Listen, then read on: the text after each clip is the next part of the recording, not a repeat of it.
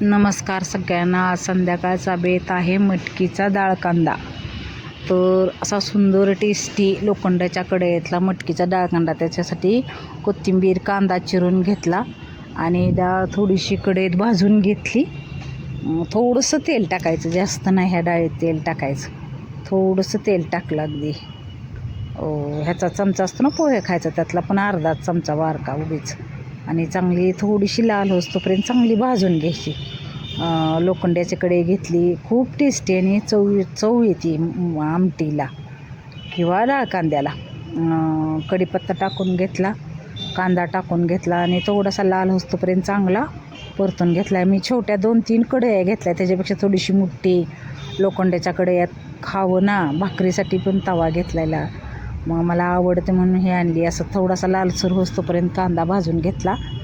जिरे मोहरी टाकून घेतली आणि थोडंसं चिमटभर हिंग टाकला, तो पण परतून घेतला. म्हणजे संध्याकाळचा बेत. हळद पण चांगली परतून घ्यायची आणि काळा मसाला माझा घरचा टेस्टी 1 चमचा मोठा टाकला मसाल्याच्या डब्यातला, तो पण चांगला परतून घेतला. आणि जी डाळ आहे ना मी भाजून घेतली ती टाकली. ही थोडीशी खलबत्त्यात जरी ओबडधोबड कुटून घेतली तरी चव खूप छान येते.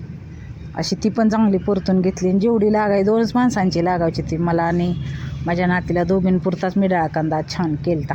खूप दिवसांनी खाल्ला. आणि चवीनुसार मीठ आणि बारीक गॅसवर आणि छान अशी हिरवीगार कोथिंबीर ताजी. उन्हाळा असला तरी छान मिळते कोथिंबीर मंडईत. आणि अशी बारीक गॅसवर चांगलं शिजून द्यायची. अशी शिजली छान डाळ आणि खूप टेस्टी लागतो. आणि आता काढून घेते मी भांड्यात डाळ कांदा. संध्याकाळचा बेत मला तर खूप आवडतो आणि लोखंडाच्या कढईतला तर खूप छान लागतो. असा मस्तपैकी डाळ कांदा शिजलेला आहे. आणि नंतर मग भाकरी टाकून घेतल्या. 2-3 भाकरी करायच्या होत्या. असा टेस्टी तरी आलेला डाळ कांदा. भाकरी करायच्या होत्या, संध्याकाळची भाकरीची तयारी. 2-3 भाकरी, 4-5 चपात्या अशी छान भाकरी करून घेतली.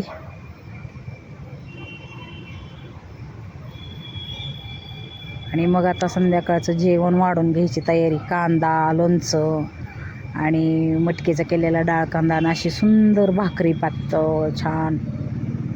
तुम्ही पण करून बघा असा डाळ कांदा, तुम्हाला पण खूप आवडेल. आणि लोखंडाच्या कढईत करा. तुम्हाला जर डाळ कांद्याची रेसिपी आवडली असली तर लाईक, शेअर, सबस्क्राईब जरूर करा ना. असा डाळ कांदा करून बघा, तुम्हाला पण खूप आवडेल. आणि लगेच जेवून घेतलं मग मी पण. संध्याकाळ जरा आम्ही लवकर जेवतो, सकाळी पण आणि संध्याकाळी पण. नाश्ता आमच्यात नसतो, जेवणच असतं. त्यामुळे बरोबर संध्याकाळी 6-6:30 वाजता भूक लागते आणि मी जेवून घेतो. स्वयंपाकाला पण सुरुवात लवकरच करतो आम्ही संध्याकाळच्या. चहा पाणी दूध तापवलं की 4-4:30लाच स्वयंपाकाला सुरुवात असते.